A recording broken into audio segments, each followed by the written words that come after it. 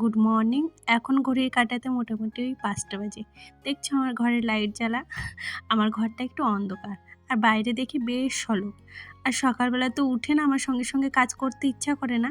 কিন্তু আবার বসে থাকলেও এত বড় উঠোন ঝাড় দিয়ে সমস্ত আশিপাশি ঝাড়তে কিন্তু অনেকটা টাইম লেগে যাবে। আর আজকে যে আমার কি শুরু হয়েছিল কি বলবো। এদিকে উঠোন ঝাড় দিতে এসে এত গাছ হয়েছিল উঠোনে, যেহেতু সব জায়গা থেকে না এখন হাঁটা হয় না, ওর জন্য জানো তো পুরো উঠোনটায় একদম ছোট্ট ছোট্ট গাছে ভরে গেছে। আর একটু বৃষ্টি হলেই না এগুলো অনেকটা বড় হয়ে যাবে। আর আজকে আমার শখের উনুনটা আমি ভেঙে দিয়েছি।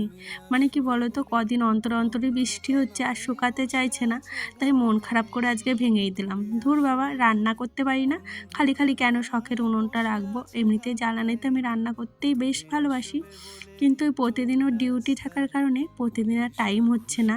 মানে এখন ভেবেছি ওর একটু ছুটি আছে তাই সকালে সকালে রান্না করব। কিন্তু বৃষ্টিতে তো সেটা চাইছেই না আমি রান্না করি। তো মনটা ভীষণই খারাপ হয়ে গেছিলো, মানে প্রচণ্ডই খারাপ লাগছিল।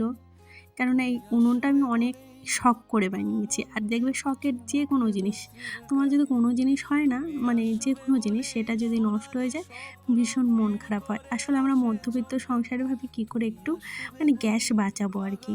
আমার বরকে বলেছি এবারে একটা চালা বানিয়ে দিও যাতে উনুনটা না ভেজে। উনুনটা না ভিজলেই হলো, মানে অত ভালো করে করে দিতে হবে না, জাস্ট একটা চালা বানিয়ে দিও। যাই হোক, মনটা ভীষণই খারাপ। আমি বলতে পারো এক কথায় রাগ করেই ভেঙেছি। রাগটা কেন পার্সোনাল সেটা আর বললাম না। যাই হোক, এদিকে দেখো সকালে আজকে দুধ চা হয়েছিল আর সাথে পাউরুটি ছেঁকেছিলাম। এটা খেয়ে আমার ভীষণ শরীরটা খারাপ লাগছিল। আর আজকে মোটামুটি ওই ৯টা বেজে গেছে আজকে সকালের খাবার খেতে আর কি। আজকে সকালে উঠোনটায় ১-১.৫ ঘন্টা লেগেছে। আর একটা তুলসী মঞ্চ তৈরি করেছি, তোমাদের তো দেখিয়েছি, বাট ভিডিওতে নিইনি দেরি হয়ে যাচ্ছে বলে। তুলসী মঞ্চটায় আবার একটু হাত দিয়েছিলাম। আর এখন চলে এসেছি ওই আশিবাসি কাজ ছেড়ে, জামাটাও চেঞ্জ করে নিয়েছি। এখন কি রান্না করব। প্রতিদিন সকালে এই একটা সমস্যা, কী রানবো সেটাই ভাবি। আর আজকে মাছ রেখেছিলাম, ভেবেছিলাম প্রথমে মাছ রাখবো না, তারপরে ঘরে অনেক সবজি আছে তাই মাছটা রান্না করবো আর কি।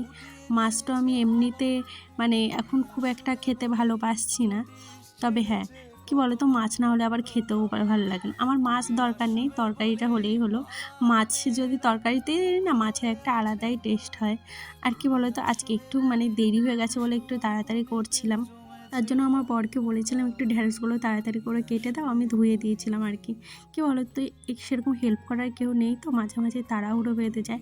মনে হয় কেউ একটু কুটে বেছে গুছিয়ে দিলে না মানে বেশ ভালো লাগে। আমার তো ভীষণ ভালো লাগে। আর আমি রান্নাকে সব দিনে একটু বেশি ভয় পাই, মানে আমার অন্য সব কাজ করতে যতটা না কষ্ট হয়, আমার রান্না করতে একটু বেশি কষ্ট হয়। মানে রান্নাটা আমি কোনোদিনই খুব একটা পছন্দ করি না। আমি ঘর গোছানো বলো, অন্য কাজ বলো, কাচা ধোয়া, এইসব বেশি ভালোবাসি। আমার মতো কে কে আছো বলো তো। আর মাছ দিয়ে আজকে ভেবেছি ঢ্যাঁড়সের তরকারি রানবো। আর চাল কুমড়ো ভেজেছি, সেটা আর তোমাদের দেখাইনি। আর ঢ্যাঁড়সের তরকারিটা না আজকে বেশ ভালো হয়েছিল জানো তো। রসুন সম্বরা দিয়েছিলাম মাছের মধ্যে, কোনোদিনও দিইনি, এই প্রথমবার দিয়েছি, বেশ ভালো হয়েছিল। আর এদিকে রান্না করেছিলাম মাছের ঝাল। মানে আজকে সব অল্প অল্প করে রান্না করেছি। আর আমাদের বাড়িতে যদি বেশি কিছু রান্না হয় সেটা ঠেকে যায়, মানে ধরো অল্প কিছু হোক কিন্তু একটু করে, এক গাবলা হলে না সেই তরকারি আর সেদিন থেকে যায়। আমাদের বাড়িতে যেহেতু বেশি লোক নেই, আর আমার হাজব্যান্ড যেহেতু একবার খায়, দুবার খেলে তাও একটু, মানে ছেলে নেই আর কি বেশি। যাই হোক, আর আমার মেয়ে তো তরকারি খুব একটা খায় না। তারপরে এই যে রান্নাবাড়া কমপ্লিট করে এখন মোটামুটি ওই 12:30 বাজে। এখন চলে এসেছি আমি এই ঘরটা মুছতে। আজকে সকালে আর ঘরও মোছা হয়নি, প্রতিদিন মুছি, আজকে আর মোছা হয়নি। আর আকাশটা দেখলাম বেশ মেঘলা মেঘলা করে এসছে। আর কি বলো তো, মেঘলা হয়েছে বলে এইখানে আমার মানে মুছতে অতটা কষ্ট হয়নি। আর যদি এই মেঘলা না করে না, আমার এইখানটা না হলে তো আমার ভীষণই কষ্ট হয়। যেহেতু এখানে প্রচণ্ড রোদ পড়ে তাই আমি সকাল সকালই এখানটা মুছে ফেলার চেষ্টা করি। এখন ওই মোটামুটি 1টা বেজে গেছে। ঘরে তো আর টুকটাক কাজ আছে, আর কিছু কাচার আছে, সেগুলো ভেবেছি একেবারে স্নান করতে গিয়ে একেবারে বাথরুমে বসেই কেচে নেব।